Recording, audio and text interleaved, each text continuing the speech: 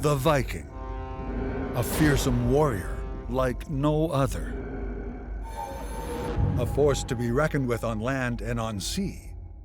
The Viking's strategic skills and technical prowess are matched only by his brutality on the battlefield. The people that we commonly call the Vikings now, otherwise known as the Norse, they're people from Scandinavia. They are a great naval force who know exactly how to raid coastal settlements and attack places that are vulnerable because of their access to water. But the Vikings are best known for being the most savage and brutal warriors of the Middle Ages. The Viking Age is a period in history where Scandinavia, for one of only a few times, steps into the spotlight of history. The Vikings make their way much further afield than so many other people before them and have a disproportionate impact on the history of Europe. Expansion beyond Scandinavia will require an elite warrior as fierce as any other in the Middle Ages.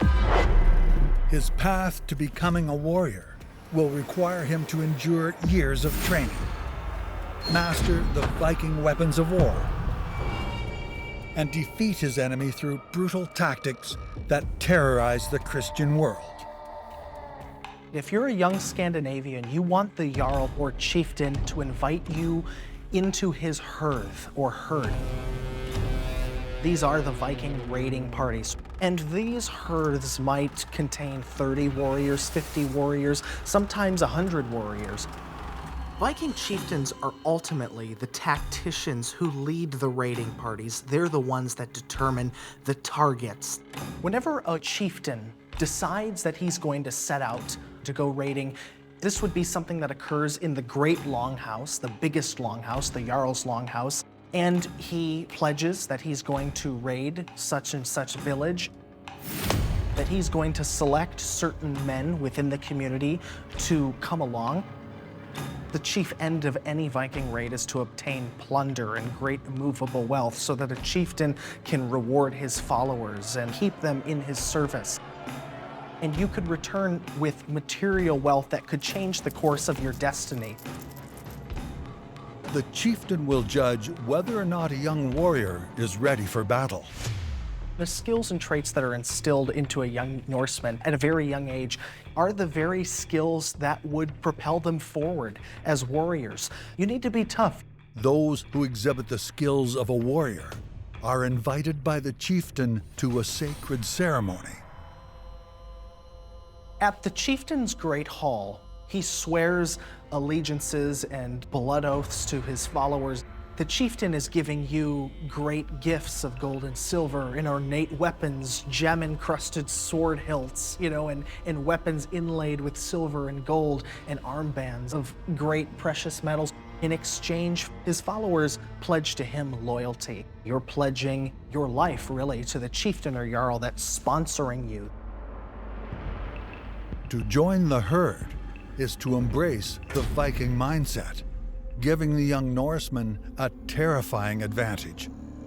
You have to die sword in hand in order to make it to Valhalla, which is Odin's realm, a warrior's paradise. And those of them who are slain in battle are then resurrected to enjoy a feast of roast pork and alcohol and the companionship of Odin's warrior maidens, known as the Valkyries. What allows the Vikings to be so successful in this scourge of Europe for over 300 years is the hope every Viking warrior has that he will die a heroic death. A true Viking's mettle is tested in combat.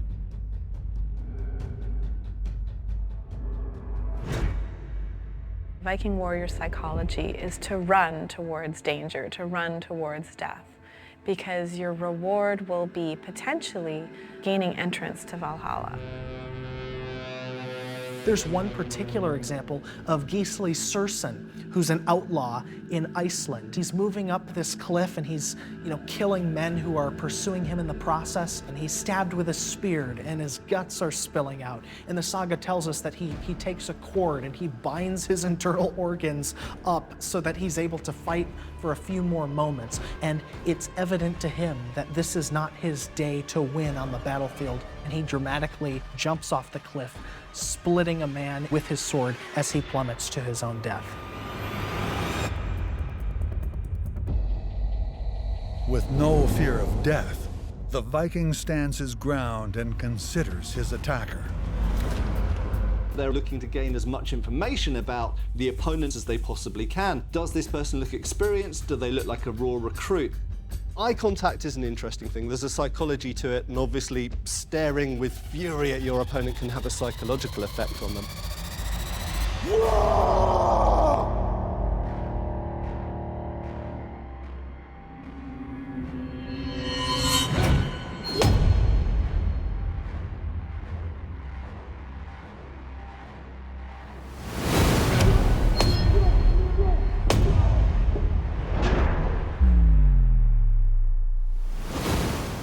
Viking combat is tough, it's aggressive, it's gritty. Your shields are banging into each other and you're desperately trying to push somebody's shield out of the way with your own so that you can get a few hacks in. Using his own shield allows the Viking to dominate his enemy. The shield isn't just a passive thing that you hold there and receive blows on. It's something you can smash into the opponent's shield, smash into their face, below the level of their helmet, break their nose. The Viking shields have a distinct element called the boss. It's on the front of the shield. It almost acts like a brass knuckle because your hand is positioned right behind the boss. The metal boss in the middle of the shield also serves a unique purpose in that it can catch blows. If an enemy comes down on you with an axe or a sword, you can catch their blow with your shield boss and parry it away.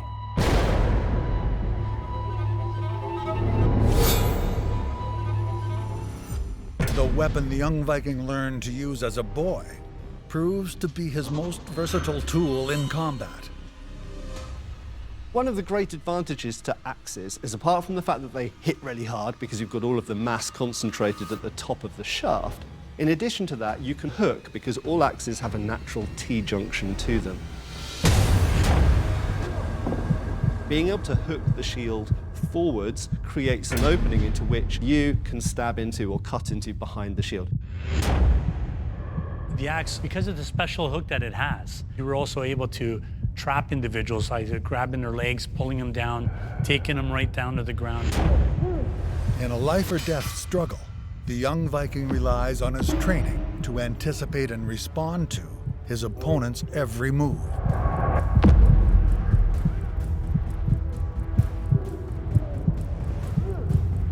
Vikings definitely use glima to take an enemy by force. With wrestling and glima, you can actually do anything that gets the other person down. That's very practical in warfare because there really, in some ways, are no rules to warfare because basically you have two sides that are essentially trying to kill each other.